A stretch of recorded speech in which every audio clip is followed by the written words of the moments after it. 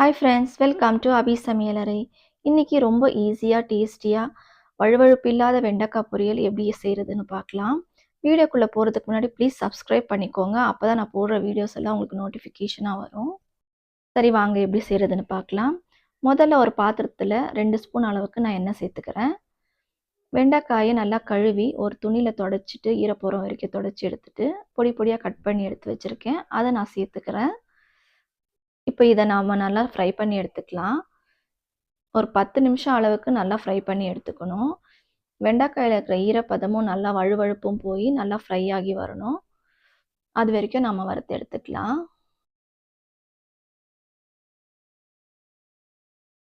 இப்போ நல்லா வதங்கிருச்சு. ஈரப்பதம் எல்லாம் போய் நல்லா வழுவழுப்பு இல்லாமல் நல்லா உதிரி உதிரியாக நல்லா வதங்கி வந்துருச்சு. இந்த அளவுக்கு வதங்கினா போதும்.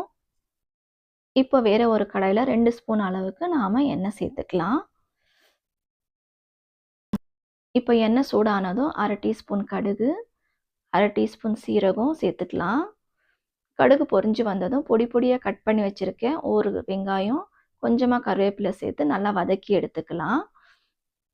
வெங்காயம் நல்லா வதங்கணுன்னு அவசியம் இல்லை, லைட்டாக வதங்கினாவே போதும். வெங்காயம் நல்லா வதங்கிருச்சு. இந்த அளவுக்கு வதங்கினா போதும். இப்போ பொடி பொடியாக கட் பண்ணி வச்சுருக்கேன் நம்ம தக்காளியை சேர்த்துக்கலாம். ஒரு தக்காளி எடுத்திருக்கேன். அதையும் நல்லா வதக்கி எடுத்துக்கலாம். தக்காளி லைட்டாக வதங்கி வந்துருச்சு.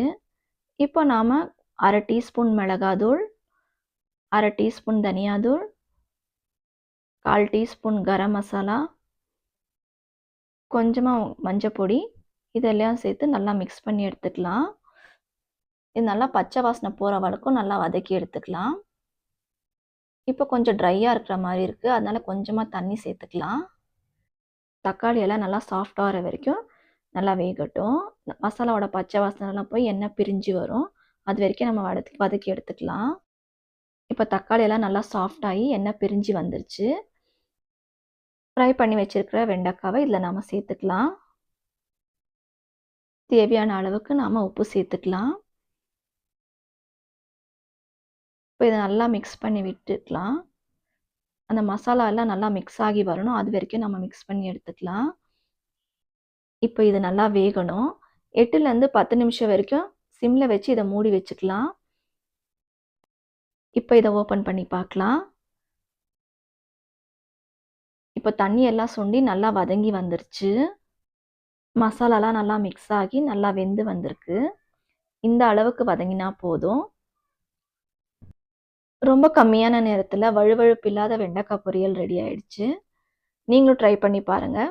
இந்த வீடியோ பிடிச்சிருந்தா ப்ளீஸ் லைக் பண்ணுங்கள், ஷேர் பண்ணுங்கள். தேங்க்ஸ் ஃபார் வாட்சிங்.